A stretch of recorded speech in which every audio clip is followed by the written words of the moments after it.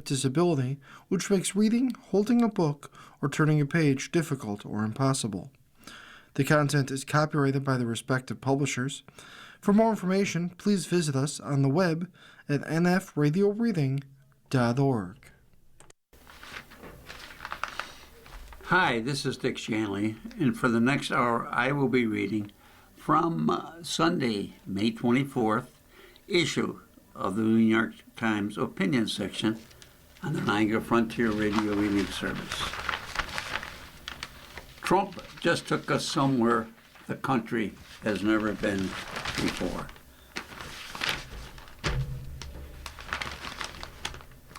President Trump has been thinking a lot about his place in history. It's one of the reasons, according to recent reporting by The Atlantic and The Times, that he's paying so little attention to his plummeting popularity and so much attention to remodeling Washington in his own image. But there's no arch high enough, no ballroom gilded enough to distract from the mountain of corruption he's constructing.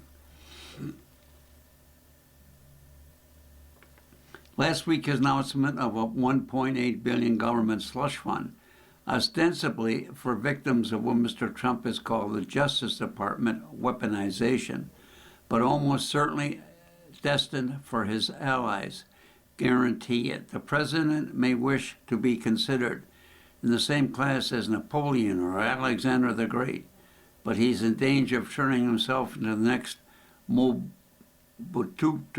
Sese Seko or Suharto, a kleptocrat, remember, not for his ideas and not for his power, but for his greed.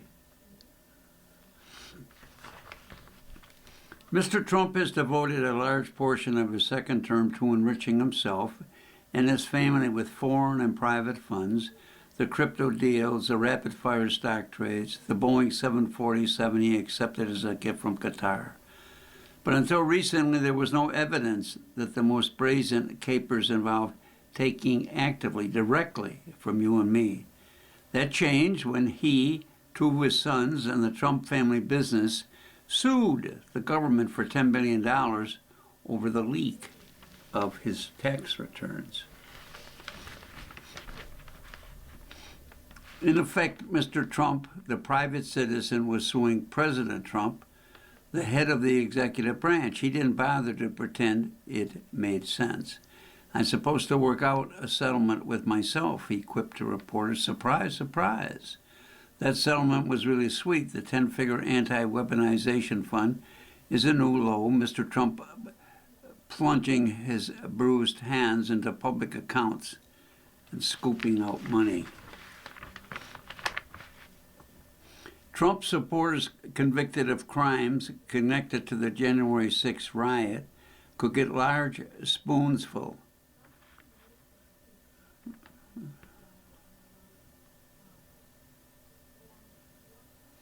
But the Trump clan looks to be the biggest beneficiaries of all. As part of the settlement, the U.S. government would be barred from prosecuting or further auditing the Trumps or their family business for any potential misconduct preceding the agreement. That would save the Trump from penalties that some estimate could reach $100 million or beyond. More than that, it would functionally put the family beyond the reach of the law in these tax cases. The order is intended to last, according to Acting Attorney General Ted Blanche, forever. As the details of the arrangement were being announced, the Treasury Department's top lawyer, former clerk to Justice Clarence Thomas, quit. Just in terms of sheer dollars, this is the most corrupt action in American history, says Brendan Ballou, former Justice Department special counsel. He's representing a pair of police officers during the Capitol riot who are suing in federal court to stop the fund. That may be the most infamous thing that Donald Trump does beyond January 6, 2021. Mr. Trump is the defining political figure of the past decade, but despite his enormous influence, he's had relatively few legacy-making accomplishments. As a Times opinion columnist Ezra Klein noted, Mr. Trump has preferred, especially in this second term, not to enact sweeping policies, but to make small bore deals, especially if those bargains require the other side to bend the knee. He's bullish specific schools instead of remaking the educational system and cut bargains with a few drug retailers instead of recasting the U.S. government relationship with Big Pharma. He hasn't been able to break NATO, not yet.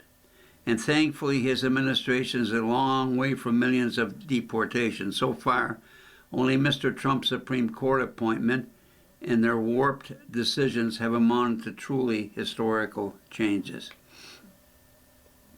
But openly monetizing the presidency is a true Trump innovation. You have to go back to at least 100 years to the administration of Warren Harding or Ulysses Grant to find anything remotely similar, and no one ever accused Harding of minting name coins. This isn't the honest graft of Tammany Hall. Corruption as the price paid for public improvement, the Times' Jamil Bowie wrote. It is petty theft. Mr. Trump has already pardoned convicted criminals after receiving donations on their behalf. The electric car executive Trevor Milton gave nearly $1 million to a pro-Trump group before getting the good news. The convicted tax cheat, Paul Walzak's successful pardon application cited his mom's fundraising for Mr. Trump.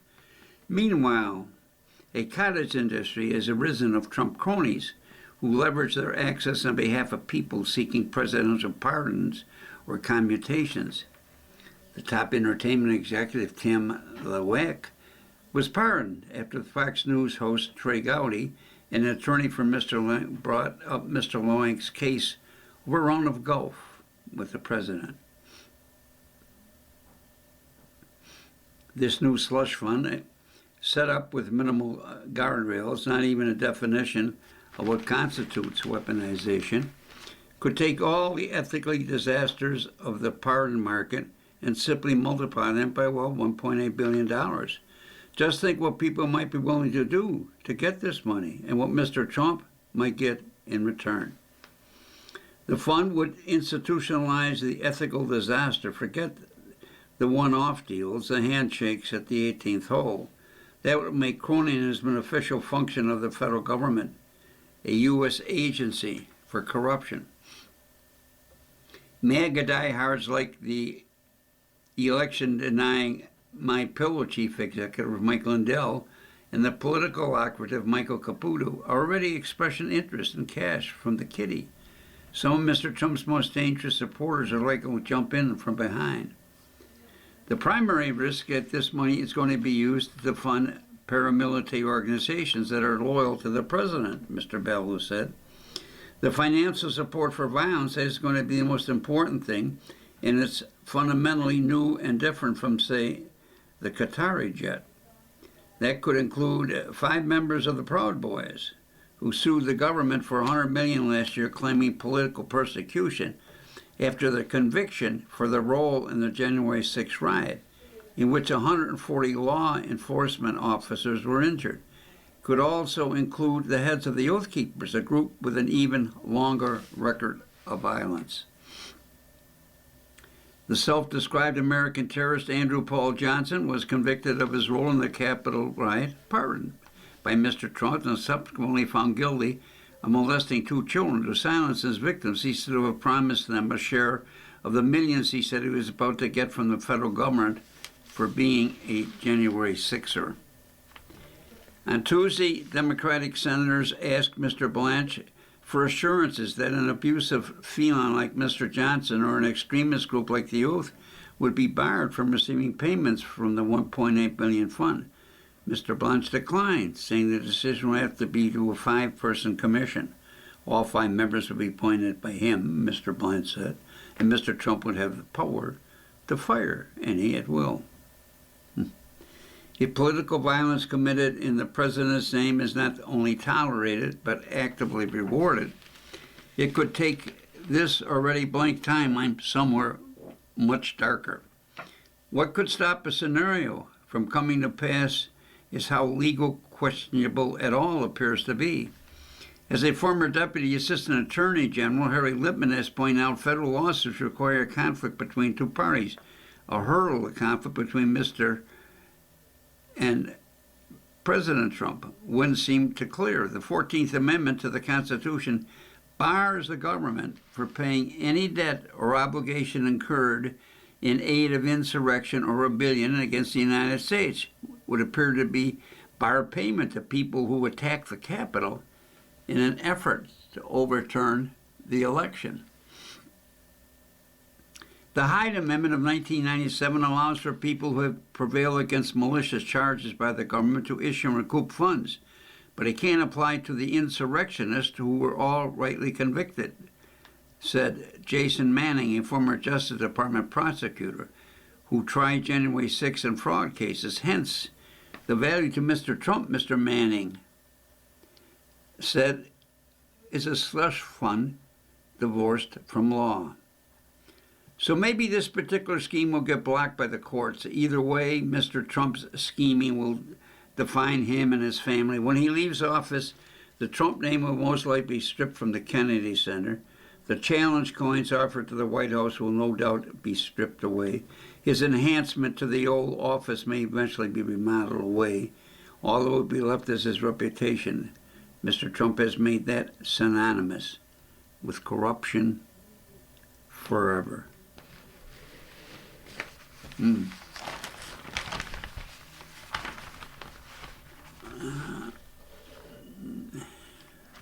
What do you call someone who taxes you to pay his lackeys? A king. This is written by Jamie Raskin. He's a Democratic representative in Maryland. These days, it takes a spectacular burst of corruption to get the attention of our scandal-worry nation. But President Trump and his administration have managed once again to transfix Americans by establishing $1.776 billion anti-weaponization fund in the Department of Justice that will undoubtedly be used to line the pockets of Mr. Trump's partisans and foot soldiers with your tax dollars.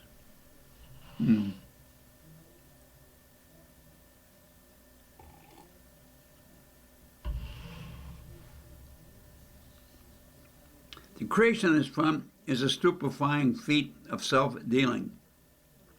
Part of a settlement agreement between the Department of the Treasury, with Mr. Trump controls, and the plaintiffs, Mr. Trump, two of his sons and their family business, who sued the IRS for $10 billion over the leak of his tax returns, will very likely result in an undeserved windfall to a legion of January 6 rioters who have already unjustly received pardons from Mr. Trump. Every part of this farce is an affront to the Constitution. It usurps both the exclusive power of Congress to legislate programs and spend money and the power of the courts to decide specific cases and controversies. It is, quite simply, a scam. Only Congress has the power to appropriate federal dollars. Article 1, Section 9 of the Constitution states that no money shall be drawn from the Treasury but in consequence of appropriations made by law. But Mr. Trump and the acting Attorney General, Tarek Blanche, seem to think they can conjure this joint slush fund into being without congressional approval. Further, Article 3, Section 1 states that the judicial power of the United States shall be vested in one Supreme Court and such inferior courts as the Congress may from time to time ordain and establish.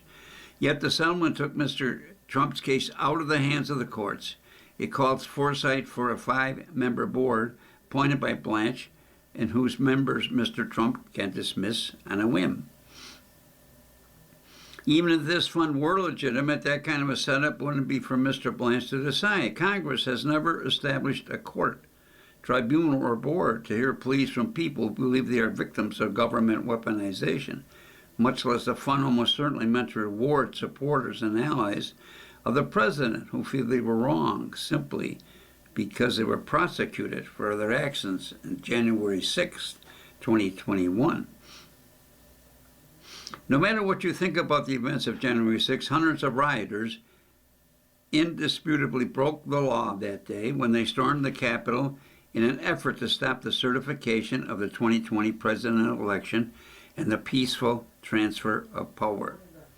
As regrettable as it is, the most of the rioters were pardoned.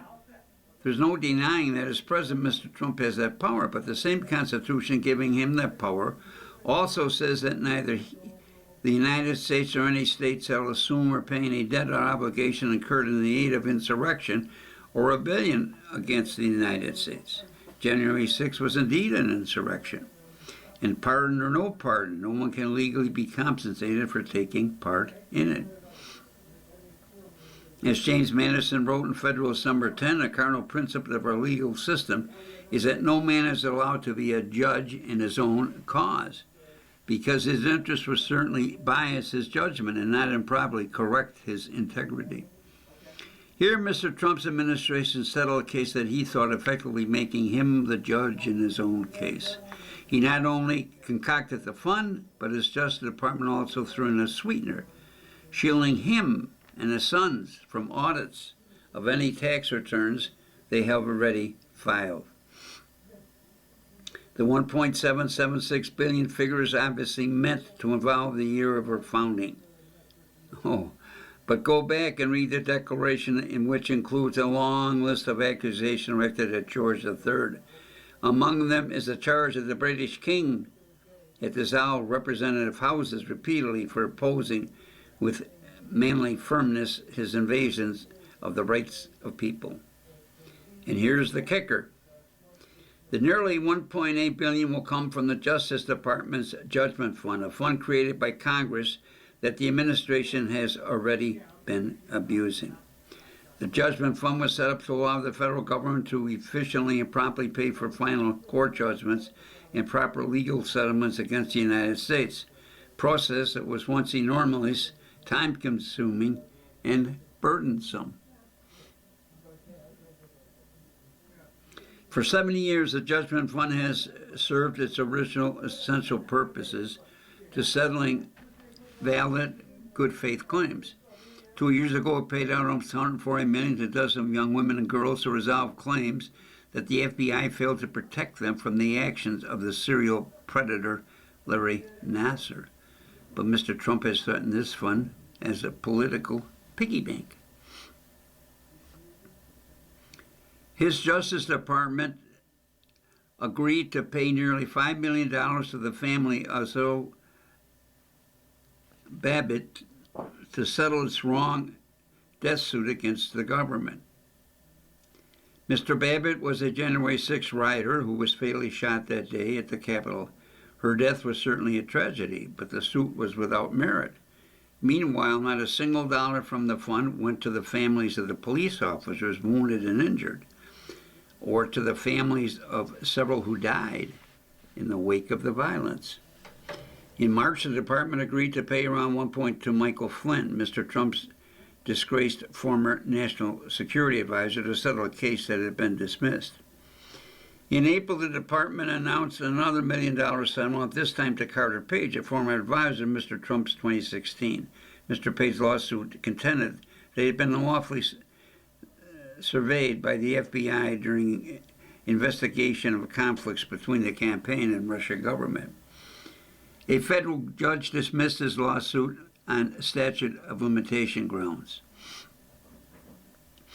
Around 400 January 6 rioters already filed lawsuits under the Federal Claims Act, with most seeking $1 million to $10 million. Another group rioters, including Proud Boys convicted of assaulting, filed a class action demanding over $18 million, claiming that officers who defended the Capitol caused them injuries. And 5 Proud Boys convicted of felonies, including seditious conspiracy, have filed a separate $100 million lawsuit. No one should be surprised if their case wind up being swiftly settled via the president's new MAGA gravy train. But the weaponization fund is a ripoff on an unimaginable larger scale. Last week, I introduced legislation to put a stop to this. It would bar the federal government from paying out money settlements to sitting presidents. It would also prohibit settlement payments for claims involving investigations related to the January 6th or foreign interference in the 2016 presidential election. Members of Congress must act to reassert the exclusive power that the Constitution vests in the legislative branch, or else we make one step further toward making Mr. Trump a king.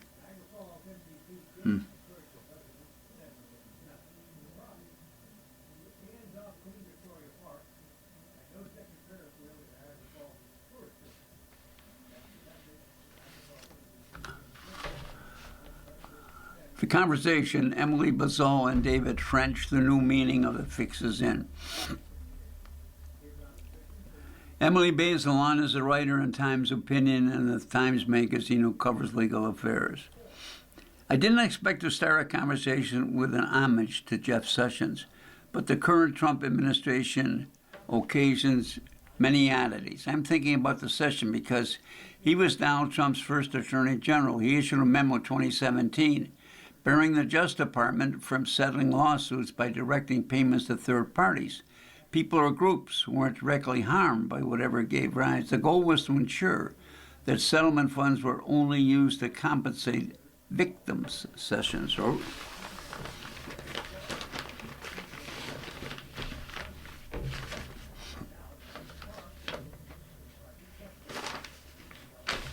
At the time, Sessions was responding to cases in which the Obama Justice Department negotiated settlement Republicans denounced. One major example was a deal in which banks sued by the government for their lending practices leading up to the 2000 financial crisis settled in part by donating money to groups providing legal aid to people who lost their homes or doing community development in hard-hit neighborhoods. Still, Republicans flagged DOJ for going around Congress to funnel money to groups Democrats liked. The Obama-era practice was not the same as the $1.776 billion fund that Trump Justice Department recently announced. This time, DOJ is going around Congress to pay off Trump's allies in exchange for Trump and his family dropping a dubious $10 billion lawsuit against IRS over the leak of Trump family tax information. Notice the repeating proper noun. To make the self-dealing explicit, Trump also got a grant of immunity from any tax investigation to him and his family, his business, forever. It's all in caps in the document. According to an addendum by the agreement signed by the acting Attorney General Todd Blanche.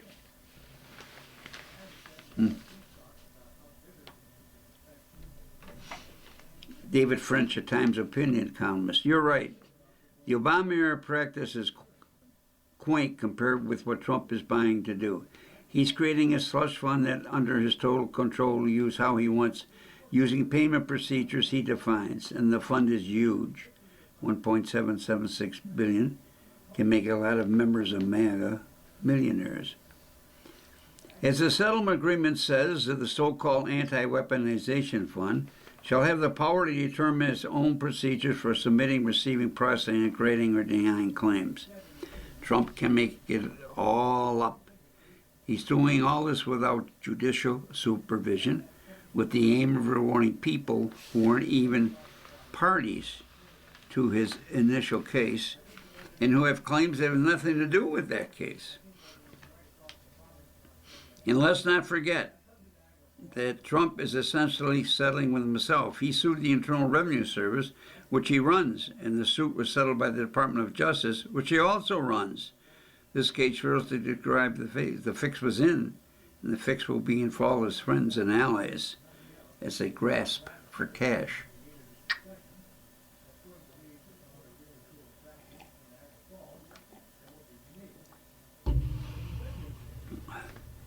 It almost thinks, remember, in the French Revolution, when the people were starving to death and Marie Antoinette said, let them eat cake. I guess Trump is the modern Marie Antoinette. Emily, Arcash, David, Trump is circumventing Congress' power of the purse. He's circumventing the judiciary role in the adjudicating disputes by potentially granting settlement to people who possess no valid legal claims. He's circumventing civil and criminal law. This is one of the most purely monarchical moments of a monarchical presidency. But it gets worse. As you noted, the addendum to the agreement contains a breathtaking broad release of civil claims against Trump. Think of it as a version of a civil pardon. Presidents have unchecked authority to pardon federal crimes, but they do not have the power to protect themselves from lawsuits. One of the last ways to hold Trump accountable. But now Ted Blanche is trying to do just that, protect Trump from any federal accountability at all. I'm glad you mentioned Sessions. The Obama settlement pales in comparison to the Trump slush fund, but it's still a bad idea. Emily, I mean, really, why did Jeff Sessions bother? Trump forced him out in humiliation. Blanche, he knows better. Defending the deal with testifying last week before his Senate was his route to remaining in power. The January 6 rioters are celebrating. First, Trump gave them a pardon. Now they get taxpayer dollars. Even though if they sue the government on their own behalf, they would surely lose. Trump's decision to pardon January 6 rioters polled poorly, and presumably the slush fund as well. But he doesn't care. David, do you see any political guardrails on the Hill or anywhere else? The defeat of Senator Bill Cassidy of Louisiana and Representative Thomas Macy of Kentucky in Republican primaries last week suggested that Trump's party will be further cowed. With the midterms changes, and what about a legal remedy? Police officers who defended the U.S. Capitol on January 6th are suing to block the slush fund. What do you think of their lawsuit? David.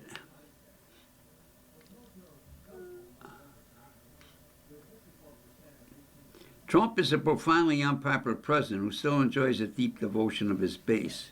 This puts Hill Republicans in a terrible position. As we've just seen in Indiana, Kentucky, and Louisiana, they defy Trump, they lose their jobs. If they obey Trump, they defend the policies and practices that are hurting the country and courting electoral disaster for the GOP. But I have zero sympathy. If they'd done their duty in 2021 and convicted Trump in an impeachment trial, then Trump would be a private citizen. They made their bed and must lie in it, but they made our bed also.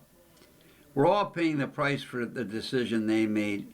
May history treat their failure with the contempt it deserves.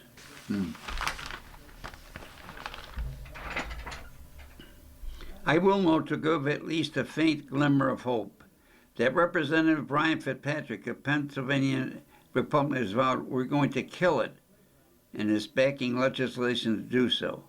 Senator John Thune has expressed his disapproval as well.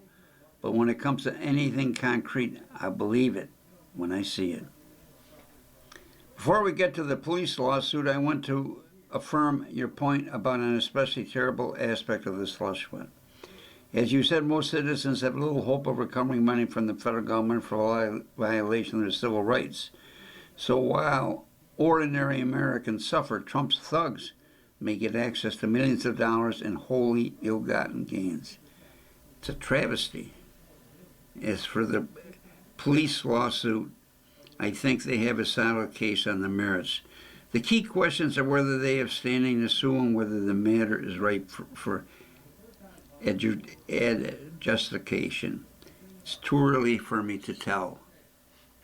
An editorial comment: regardless of your political beliefs, that's irrelevant. But when you read this about the corruption, that's not irrelevant. You know, we're always talking about Tammany Hall and how maybe President Kennedy's father was able to get him president, etc., etc. But this is beyond the pale. I mean, There's no way to describe your disgust for what's going on.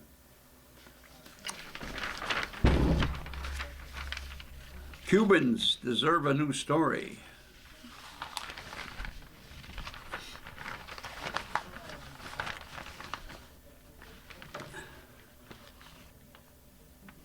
The theft of a Castro prosecution in the U.S. opens a window into a larger problem. This is written by Michael Busanis, the author of Cuban Memory Wars. 30 years after Cuban MiG-29 fighter jet shot down two Cessnas operated by the Miami-based humanitarian group Brothers to the Rescue, killing 4 people, including 3 U.S. citizens, flying in international airspace over the Florida Straits. U.S. federal prosecutors have issued an indictment against Raul Castro for his alleged role in authorizing the attack.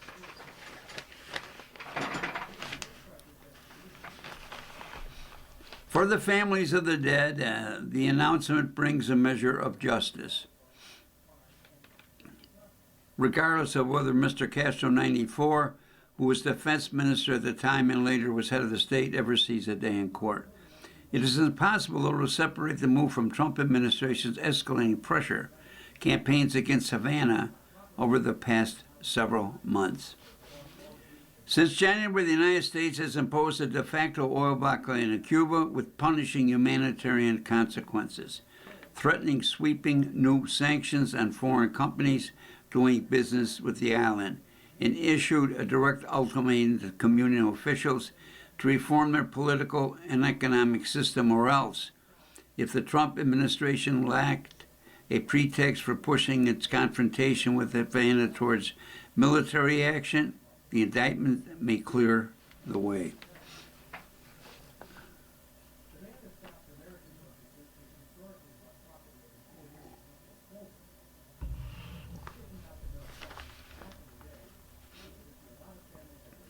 But the threat of a Castro prosecution in the United States opens a window into a larger problem that Cubans will confront in any future transition from the revolutionary government established in 1959, especially if political change arrives through Washington's intervention.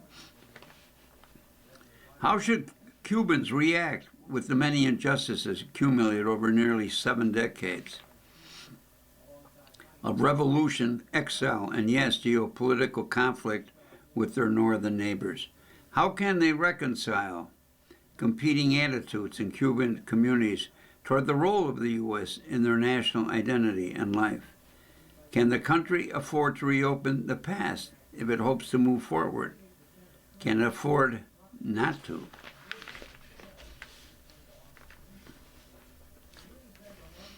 The choreography around Wednesday's indictment highlights the stakes. The announcement of the indictment on May 20, Cuba's original Independence Day, was calculated to conjure larger battles over Cubans' collective memory. The date in 1902 marked the end of 4 years of U.S. military occupation after the U.S. intervened in the midst of Cuba's final war for independence against Spain.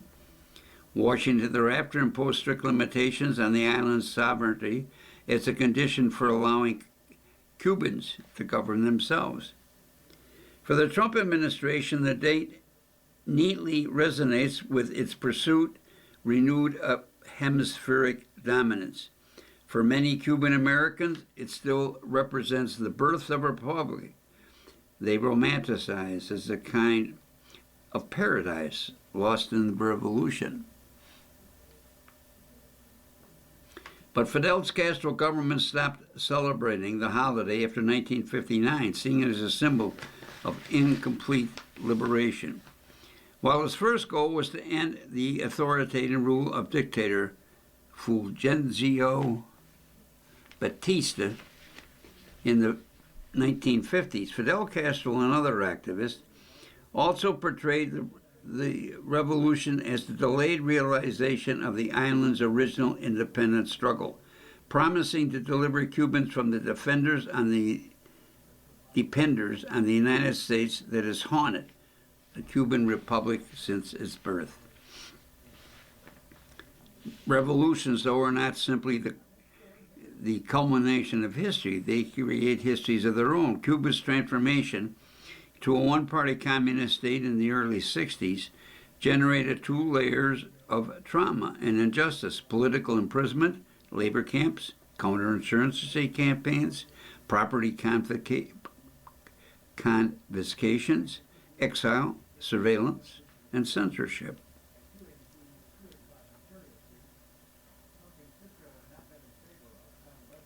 Over the following 30 years, Cuba became as tethered to Soviet subsidies and trade as it had once been to the United States. With support collapse, economic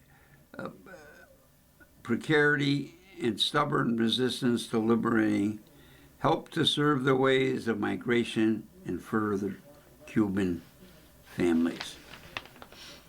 Any future political transition will require something more difficult than high-profile prosecutions or rewriting of school texts to suit the narrative of the victor.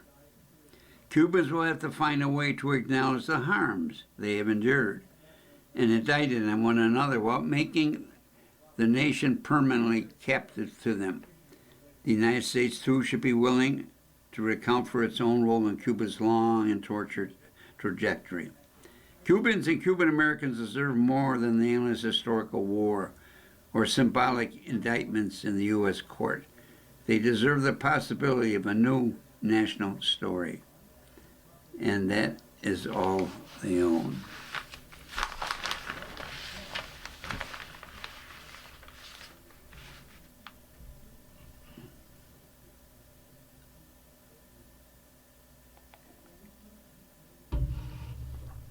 Three decades in the Supreme Court.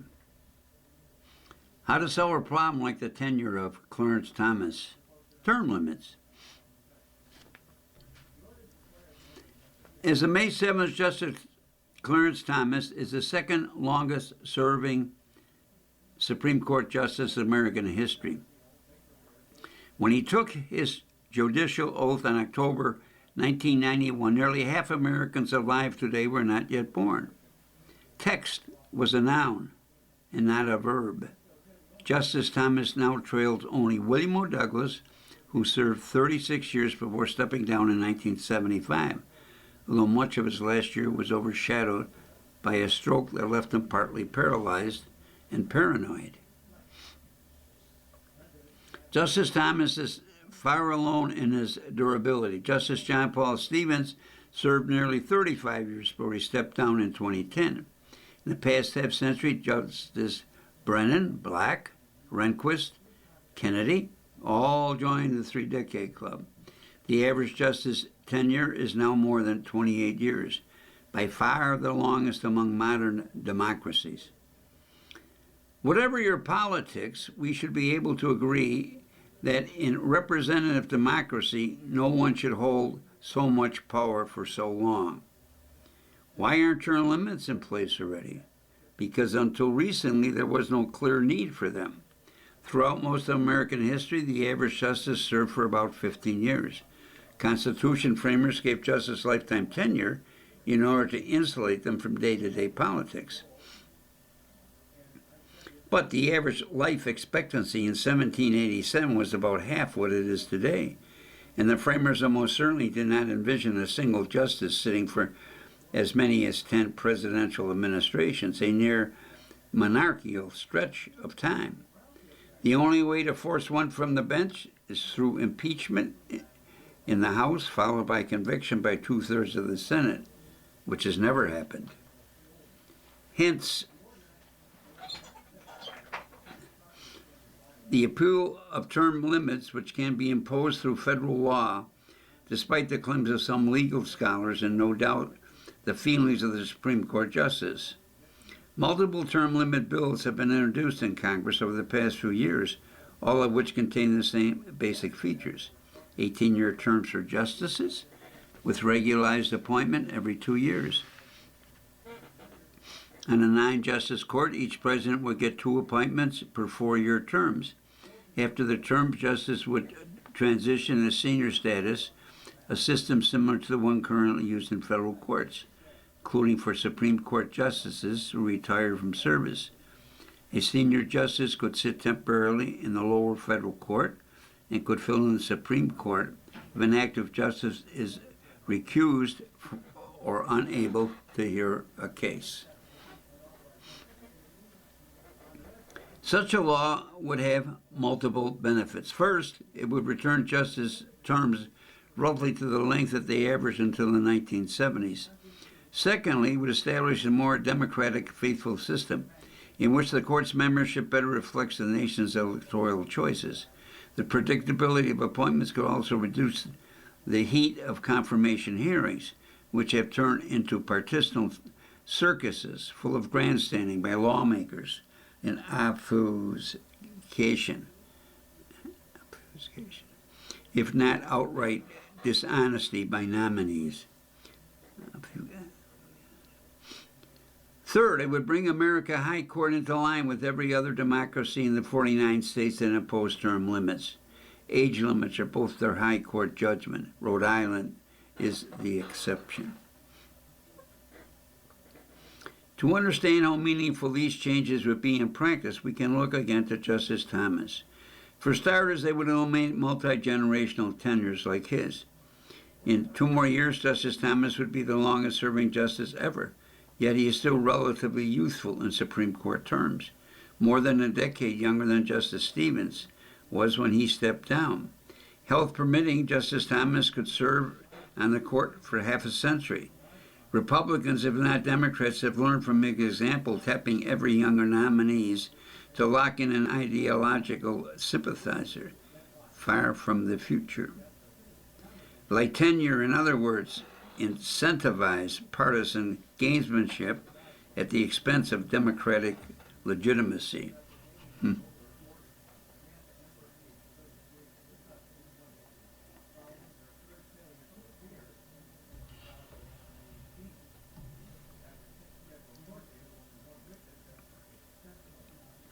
Meanwhile, regularly third appointments would ensure that actual quirks did not define the court for decades. Justice Thomas got a seat after his predecessor, John Thurgood Marshall, retired because of failing health, giving George Bush a vacancy to fill.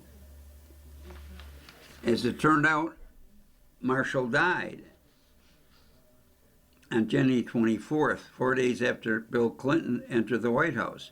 Had Marshall held a seat at the end many justices have, Clinton would have filled the vacancy, not with Justice Thomas, but with someone far more in line with Marshall's robust commitment to civil rights and racial equality.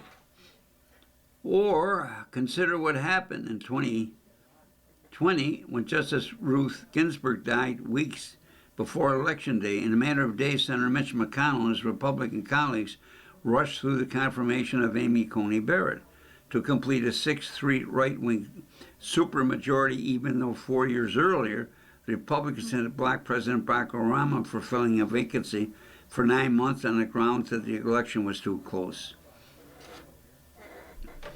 Millions of Americans already cast their ballots by the time Justice Barrett was sworn in. To prevent this sort of bad faith, norm-shattering behavior, any timeline would need to gain a fast-track mechanism to ensure a timely up or down Senate vote on examiners. Of all the smart Supreme Court reforms under debate, term limits are one of the most popular across the political spectrum, with multiple polls averaging 73%. Leading Republicans, including Senators Josh Hawley and Ted Cruz, as well as Marco Rubio, when he was a senator, have expressed support for term limits. There are many choices about how to carry out such a reform, including whether to exempt current judges. That would be a tough pill to swallow, given the countless ethical standards of Justice Thomas and Samuel Alito, for starters. But changing the Supreme Court is a long game, and a forward-looking bill as the price of passage through Congress is worth considering. Of course, a prospective law would also expand the court temporarily as new members were added. The court returned to 9 when the list of current justices retired. What about the claim that term limits may be adopted only by constitutional amendment, as my colleague at the Brennan Center for Justice have explained, and as dozens of leading legal scholars and retired judges? That's not true. Congress has the clear authority to pass such a law as part of its unquestionable power to alter the size, jurisdiction, and other key elements of the court. The court itself, in the 1934 case that Congress may lighten judicial duties, and that the federal judge do not lose their office for their salary by assuming senior status.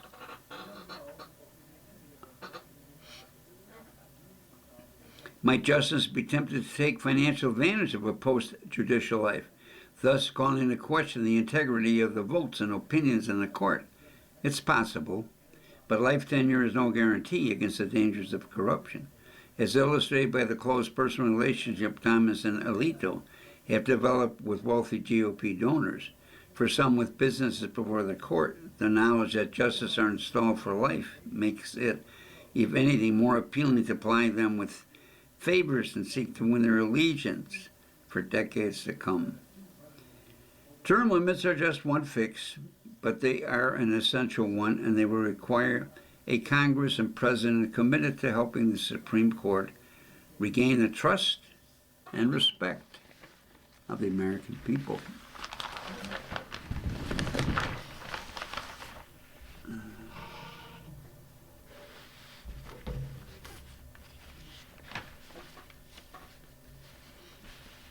AI won't create unemployment. The nation has historically created jobs in response to disruption. This is written by David Solomon as chairman and chief executive of Goldman Sachs. In conversation with hundreds of business leaders over the past few months, I have seen a sharp divide on their views of artificial intelligence. One camp sees a job apocalypse and mass unemployment ahead. The other sees a great leap forward for society. Put me in the second camp, with a few caveats. Will AI disrupt the labor market? Absolutely. This transition, like other moments in history, will entail new challenges, especially as AI separates labor from productivity in magnitude not seen before. But the United States has a long track record of creating new jobs in response to disruption, from the electrification of the 1900s to the digital revolution of the 90s. I don't see any reason to think this dynamic will stop now.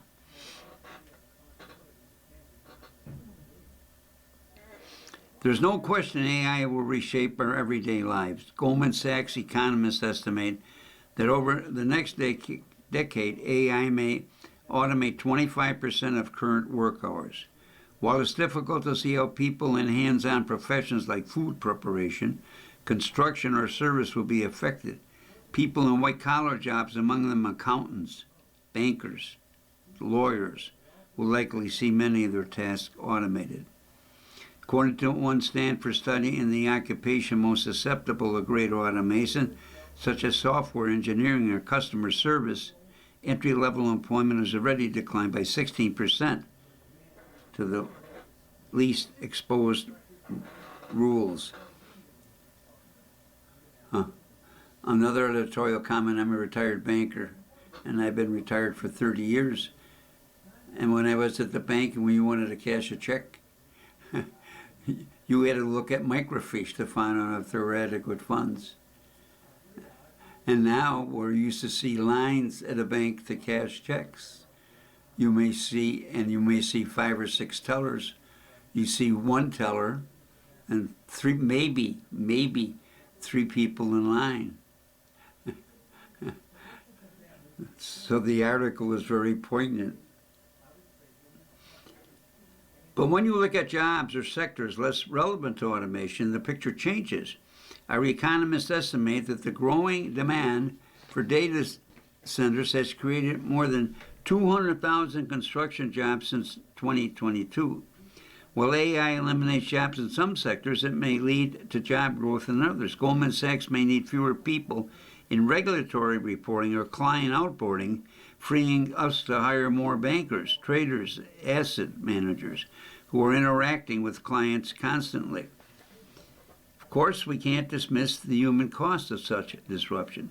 The Industrial Revolution raised living standards only after society endured the hardships of grueling labor in mills and mines and the fetid slums that came with rapid urbanization. In recent decades, manufacturing employment has declined significantly owing to automation and global outsourcing. This caused enormous hardships for many families and communities across America. But for all those challenges, I keep bumping against this reality. Standards of living for a vast majority of Americans are significantly higher than they used to be. When I was born in 1962, the average American adult did not have air conditioning, but as air conditioning prices dropped, nearly all of us got cooler. In the 90s, only a few large corporations like IBM had computers. Now, some 90% of American adults walk around with a supercomputer in their hand. In 1900, global life expectancy at birth was 32 years. Today, it's over 70. Perhaps more to the point, job growth has outpaced population growth. Since 1962, civilian employment in the U.S. has increased by roughly 145%, while civilian population age 16 has risen by about 128%. In that time, we've seen new sectors emerge as others have grown or faded. While manufacturing employment declined from 15 million to 12 million over the period, led by almost 2 million jobs lost in textile and apparel making, the healthcare industry now employs more than 18 million workers. The U.S. economy is still the most innovative, dynamic, and entrepreneurial in the world.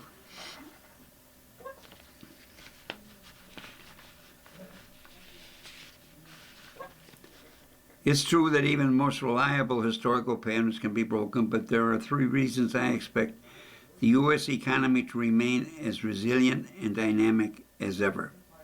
First, if our estimate proves correct, AI will eliminate 25% of the jobs. What's more likely is that people will find more productive ways to spend their time.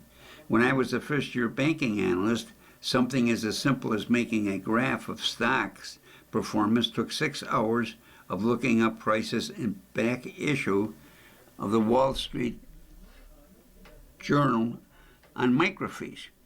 Today, a first-year analyst can do in seconds, and we have employed more people than ever in recent years with more sophisticated tools. The complexity of our work naturally expands. Do any of us feel like we have less to do these days, despite the convenience of Excel, email, or Zoom? Second, just because the job can be replaced doesn't mean it will be. The TV didn't eliminate the demands for live entertainment, nor did the internet put real estate agents or fitness instructors out of business. Instead, these technologies highlighted and enhanced the value of those professions. Technological changes have culture change do not move in tandem. After all, even after decades of ATM digital banking and bank consolidation, employment in commercial banking is at roughly the same level as it was in the mid-1990s.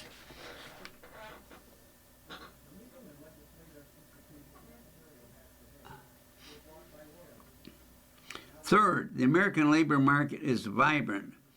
While net job creation is a few million per year at most, the gross number is much higher. American companies destroy and create 25 million to 35 million jobs annually. It's easy to imagine the pace will ramp up as AI enables even more innovation, and we're already seeing the economy adapt. Companies are now looking for people to manage so-called agentic AI and incorporate it into a wide variety of areas, from implementation and workflows to compliance and validation. All of this requires human judgment. If AI does indeed destroy jobs at a potential greater speed than we've seen, then public policy must respond by funding large-scale reskilling or encouraging AI that supports workers instead of replacing them. This must be a joint effort between the public and private sectors. The public sector should create incentives and provide resources where necessary, including investing more in vocational schools, community college. The private sector should help workers upgrade their skills and reimagine on-the-job training. The historical pattern is clear. The U.S. economy can and will adapt to major advances in technology. What's also clear is that stark forecasts by even the most brilliant minds often miss their mark. In 1930, John Maynard Keynes famously predicted that by 2030, people would work only 15 hours a week, while his vision of a leisure-filled future remains unfulfilled. It is a good reminder that fears of a job apocalypse may very well overlook AI's potential to support an economic and productivity revival.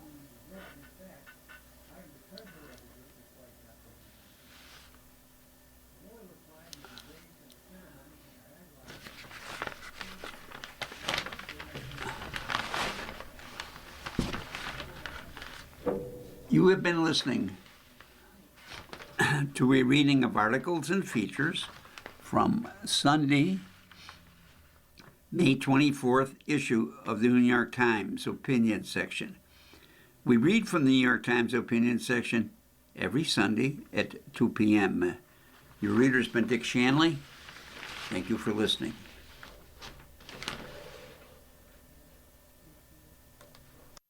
Coming up next in the Niagara Frontier Radio Reading Service, we have a reading of the New York Times Arts and Leisure section, followed at 4 by a rebroadcast of this morning's Buffalo News.